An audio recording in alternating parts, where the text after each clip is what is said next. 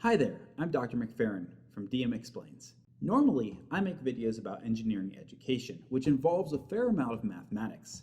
If you ask the average first-year engineering student why they chose engineering, they're going to say, well, engineers make a lot of money. No, I'm just kidding. They're going to say, well, I was good at math and science in high school, and someone told me I should do this. So it's fair to assume a lot of math goes into engineering. One thing you may not know about me is that my primary hobby outside of work is board games. In this video, I'm going to merge my two interests together and talk to you about my top 5 favorite board games that involve a lot of math.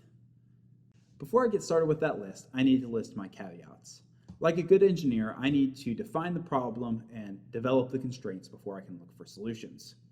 Technically, any resource management style Euro game will require you to do some amount of math to make sure you're taking an optimal route.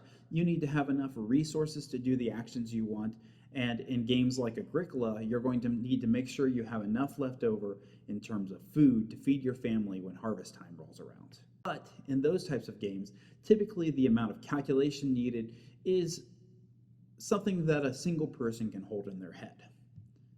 I'm also not talking about board games that have a lot of in-game math, like Concordia, where the score that you get is dependent on the number of cards and then the number of other things, and you have to do a whole lot of multiplication. Those things all happen at the end of the game and don't really affect the way that you make calculations in-game. And what I want to look for is games where you are making calculations in real time and sort of having to maintain a high cognitive load throughout. I'm also not talking about games like Catan or maybe Manchikoro, where there are dice rolls, and so some rolls are more probable than others, and so that's sort of a light probability game of chance type of strategy. Those are kind of out of the question here as well. The games that I'm talking about are those that either have a high amount of accounting due to a large bank or have some interesting mathematical trade-offs between sort of your income and your investments, and those games that have really interesting probability, especially probability that you can affect based on your actions. These types of games often have heavy player interaction because what makes them difficult is thinking about what your opponent is doing and updating your calculations in real time based on what they have done, which is going to mess you up in some way. These games typically leave you pretty exhausted by the end of the game, and that's exactly what I'm looking for because I'm a glutton for punishment. These games sound pretty appealing, right? Well, for me, it's the type of puzzle that makes my brain sing and my heart happy. And so these are sort of the types of games that I really enjoy. So I'm going to rank these a little bit differently than you might expect. I am not going to go from my least favorite to my favorite in terms of these games involving math. Instead, I'm going to start from the least mathematically interesting or robust and move to the most mathematically interesting or robust. I will say this, each one of these games is in my top 35 or 40 of all time, and so I would highly recommend them to most people if you are looking for a mathematical game. Before I get to my real list, I have some honorable mentions. The first honorable mention is 18 Chesapeake and other 18xx games. These are games that have a really high bank, usually $8,000 plus. There's stocks, there is auctioning. Just the sheer amount of accounting means that most people have an Excel spreadsheet open, tracking stuff as they play, like any good math nerd would. The reason that this didn't make my list is that I've only just dabbled in this genre, and I'm not ready to make a firm statement on whether or not they're in my top 5 favorite sort of math games.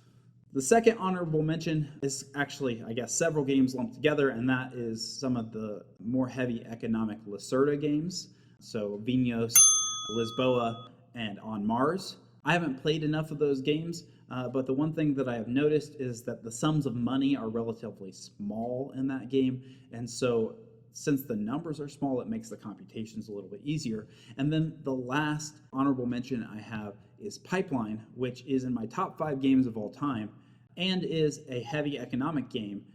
But even though there's a dynamic market and some other sort of economy things going on, I think of it more as sort of a resource management Euro game, and it has a really nice tile laying puzzle as a part of it as well. So those are some games that I would say are very mathematical, but don't quite make it to my list. Basically, I want a game which is going to make me do a math calculation every single turn. And I know that's a big turnoff for some people, but it's really sort of the opposite for me.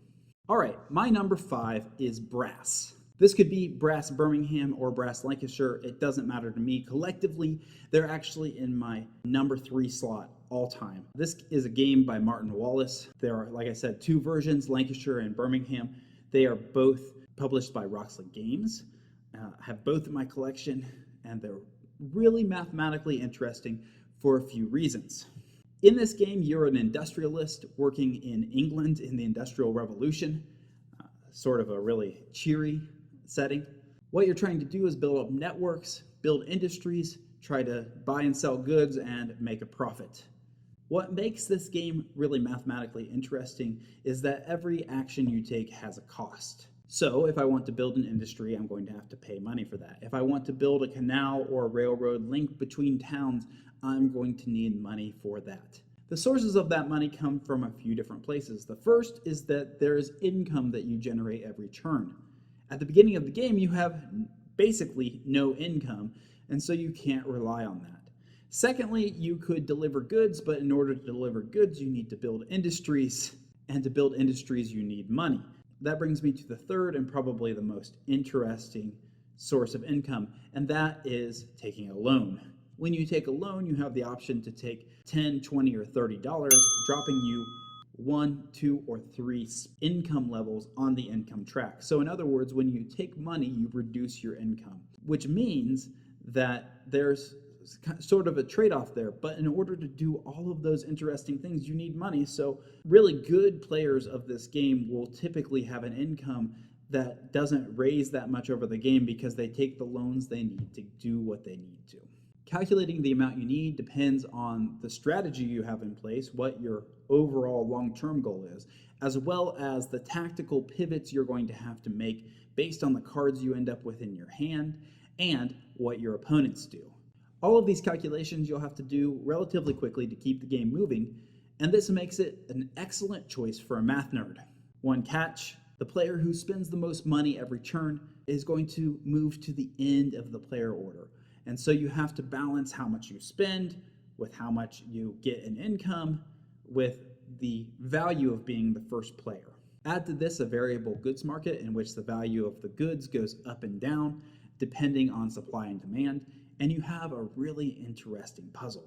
My number 4 is Irish Gauge by Tom Russell and published by Capstone Games. This is the first of a couple of train games on my list. In Irish Gauge, players are auctioning off stocks in train companies, building tracks, paying dividends, and upgrading towns to cities. This game is relatively simple to learn as the entire rule set is the front and back of one A4 sized sheet. I picked this game for 2 interesting facets. The first interesting facet is the auction. In the auction, you're auctioning off stocks, and you need to save some money so that way you can build tracks, so that way you can pay dividends out and gain money from the stocks that you have bought. Auctions tend to be a very mathematical affair. You need to make a calculation based on the money you have in your hand on how much you can afford, how much you can afford to lose if you are trying to drive up the auction to make your opponents poor, and how much you need to save behind to do the other things you need with that money. In this game, auctioning stocks will determine how much dividend gets paid out based on splitting the shares among all of the different stocks. The second really interesting mathematical facet to this game is that dividends are paid out by taking a random draw of 3 cubes from the bag. In the bag, there are an equal number of cubes of each of 3 colors. The colors of the cubes will determine which routes are going to score on the board. If you pull multiple of the same color in one draw, you still pay out that color only once. Drawing a cube of any given color then affects the probability on subsequent draws. As the game progresses, you're going to get a feel for that probability. You can even count the number of cubes that are out there in each color and figure out how much are left in each color. This is where you can really be a jerk. In this game, there is an upgrade city action. And when you do that, you take a cube, color of your choice from the bag, take it out, and you place it on a city. You get to choose that cube, so if you know that your opponent is relying on a certain color of cube to come out of the bag, and you know there's only one or two of those left, you might take the develop city action and open up that bag and pull that cube out and place it on the board, because that means that that route will not pay out again. And then your opponent flips the table and you have a great time. The ability to directly affect the probabilities of future cube draws is a really interesting mathematical puzzle, and it really makes me happy. I've certainly had experiences playing this game where the people I'm playing with really did not like that probability aspect. My number 3 game is Age of Steam by Martin Wallace and Eagle Gryphon Games. You could also lump the game Steam in here. They have similar mechanisms, Railways of the World as well, but my preference is Age of Steam because it is brutal and there's a little bit more math involved. In Age of Steam, you're running a railroad company trying to connect cities and deliver goods to increase your income. There's an interesting dichotomy between your income and your expenses. Each round, you're going to gain income based on an income track, but you also have expenses to pay based on some other actions, which we're going to talk about in a moment. At the beginning of each round, you have the option of issuing shares in your company. For each share you issue, you get $5 that you can then spend on that churn or subsequent churns. But the problem is that for every share that I issue, I also increase in upkeep or expenses by $1. So every time I issue a share, I know I'm going to have to pay money out in my expenses. But you need that money in order to lay tracks, which you need to do because you need to connect cities and towns in order to deliver goods, and delivering goods is what increases your income. The more links or cities and towns you can pass through on the way to deliver your good, the higher your income will go. But unfortunately, in order to move through more links, you need to upgrade your locomotives, and to upgrade your locomotives also increases your expenses. So you can see there's a really fine balance. Good players will try to calculate this out, especially because if you ever get to a point where you can't pay your expenses, you're out of the game, you're bankrupt, that's it. The number of variables involved here make this a really mathy game. Number 2 on my countdown is Food Chain Magnate by Splatter Games. Food Chain Magnate is a game in which players are rival restaurateurs, and what they're trying to do is to advertise goods, so that way we form a demand for goods, and then produce goods to supply that demand. In order to do that, they have to develop a complex infrastructure of employees, which will work to give them an advantage over the competition. On a player's turn, there are so many decisions to make. You have to decide what goods you produce, what marketing you put out there to try to attract customers, whether or not you hire people, who you send to work, and a number of other non-mathematical decisions. It would be very difficult for me to cover all the intricacies of this game in a short video like this, but let's look at the variables a player might think about on their turn. The first variable is the need to ensure that there is demand for product. Marketing has to take place on a turn prior to, or the exact turn prior to the turn you're on now. Otherwise, nobody's hungry, nobody comes out to eat. The order of those campaigns matters.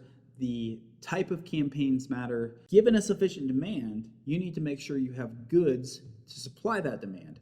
People are only going to come to your restaurant if you can completely supply the demand they need.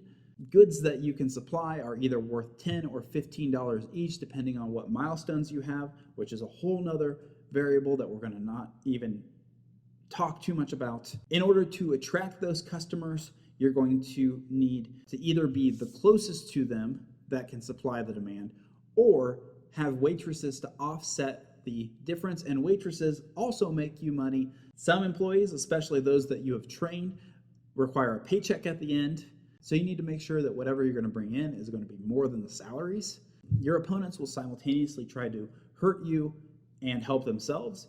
And if you compound this with the limited number of spaces you'll have in your corporate structure, the decision space is really large, and the economic results of those decisions is significant. And so you have to think through sort of all those numbers on the fly. You probably are clamoring for a spreadsheet to keep track of everything, so I'm in.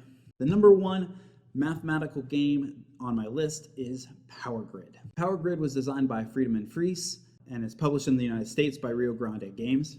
Power Grid is a network and route building game in which you are interconnecting cities, which you will then try to power with power plants that are auctioned off. You might ask, how can anyone be into such a boring theme?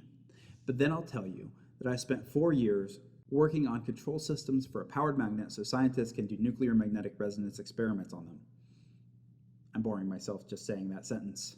In order to power cities, players auction off power plants.